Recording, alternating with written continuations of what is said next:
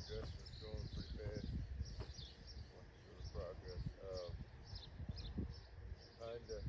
Kinda scary because there's absolutely no rain in the forecast now after all this wet spring. The guys are finally finishing up around here with corn and beans. Maybe not because some guys are just getting their stuff in, but my corn off, my stuff all looks fine, but they're not calling for any rain. I mean, the 10-day forecast.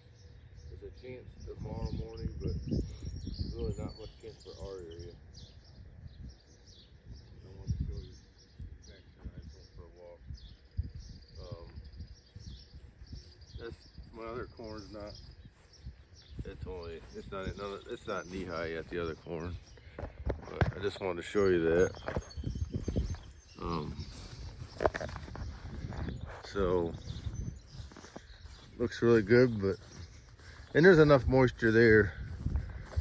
We're good for a week or so, but they're talking 90 degrees a couple days, some days. It's really cool. It's been very cool this morning, the last few mornings. Monday morning, it was actually too cool. It was like, didn't even get to 60. And here's the other thing, look at the deer eating my corn. It's eating the tops of my corn right off. The deer's really bad around here. They just eat the heck out of it. But, yeah, and what was I going to say? Yeah, they're calling for it to get really hot and dry now. And it's kind of scary, but yeah, the rest of my stuff all looks good. I got one little field of beans I noticed. I probably should have replanted, but it's only like 3 acres down on the bottom patch. I don't think I'm going to drag the planter out for that.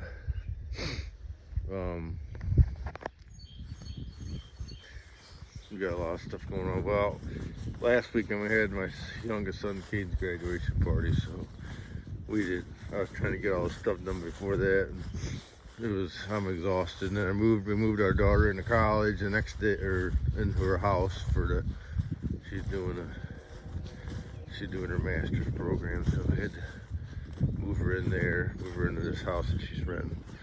And we gotta go back today. It's just been crazy busy, but we're all pretty tired. This morning I'm really tired. I was working on equipment, putting it away, cleaning it up, and all that good stuff. I'm thinking about starting a new series on tractors because I see a lot of, the Grumpy Farmer started his new segment called Dipshit of the Week or whatever it's called. And it's true. And I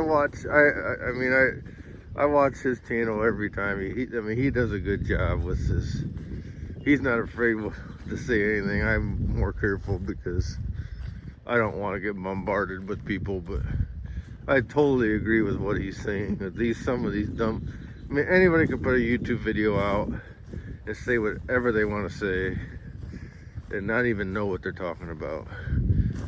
And if I put something out, I try to be pretty knowledgeable. If I'm not somewhat of a expert or have a lot of experience or knowledge on the subject, I'm not gonna put it out.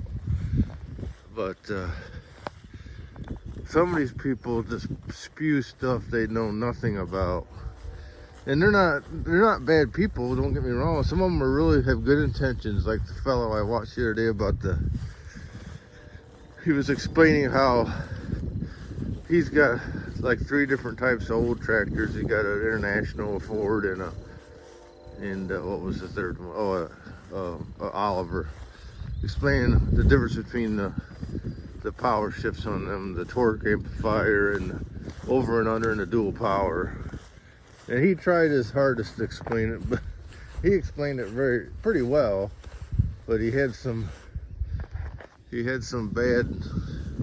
couple bad advice that he gives to people on the torque amplifiers on the International. That the reason why and I don't have one, I'm not an expert on it either, but I was always told when they first come out, they had a lot of trouble with them.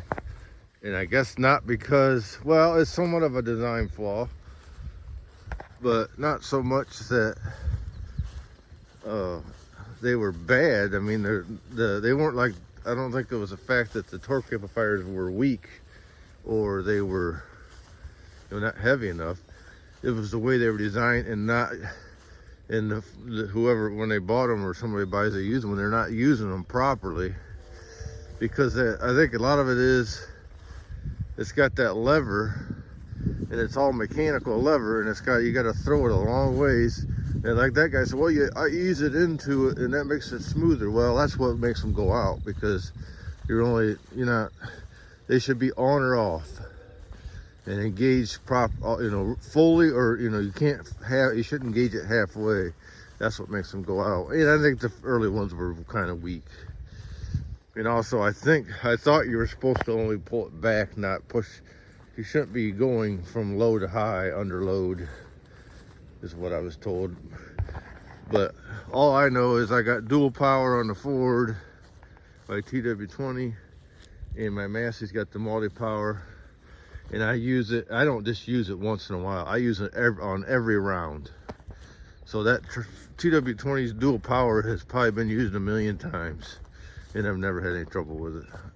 And that used to be my big tractor, and I pulled it under heavy loads. I mean, that thing would pull all it can pull. So I just know they're very durable. That's all I know about the dual. And the multi-powers too. The difference, I'll do a video on that, explain how they work. They're the same.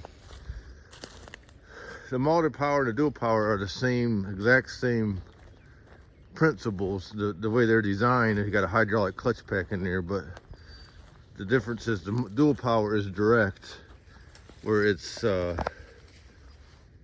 direct gear. It doesn't coast when you go down a low. It's locked in the just like a vein of transmission, where the multi-power has like a ratcheting action. Because I rebuilt mine when I first started farming. I know I've had it completely apart. Not the multi-power, I didn't have to rebuild that, but I had it out. And it's like a ratcheting. So when you go to low, it'll coast, which I like that for what I'm using it for, because I'm using it at high speeds and with the sprayer. So when I slow down in the end, it doesn't slam me forward when I'm heavy, because I got that sprayer full of 1,000 gallons, and when you put it down, when I hit down low on the ends, it's real smooth. Where on the Ford, I had it on my Ford before, and you really got to slow the throttle down, otherwise it just jerks you really bad. But they're both great systems. They both are very, very durable. And I guess the International can be if it's used properly, but as I know my nephew has said that, I thought they had an update on it, and the guys that have done that have never had any trouble since. But I know International guys, that's all they've ever had, and they don't even use theirs because they're afraid it's gonna go out. So anyhow, that's where we're at. We're in the back here to take Max for a walk. And this corn's all pretty tall back. This is my best field, and this is the best part of the field. Now, this was really wet when I planted it, so I couldn't get that close. But it's the deer is just eating this like crazy, and you see them back here. Last night we walked back. There's all kinds of deer, but it's waist high back here, or crotch high, whatever you want to say.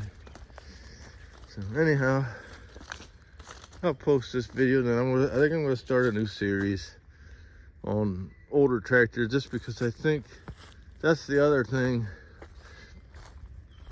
I don't like these little, they got these tractor review guys, but it's a garden tractor basically, or a compact, on all these new compact tractors. And I'm thinking I'd soon just buy a used one, like an old one, and rebuild it, because they're way better.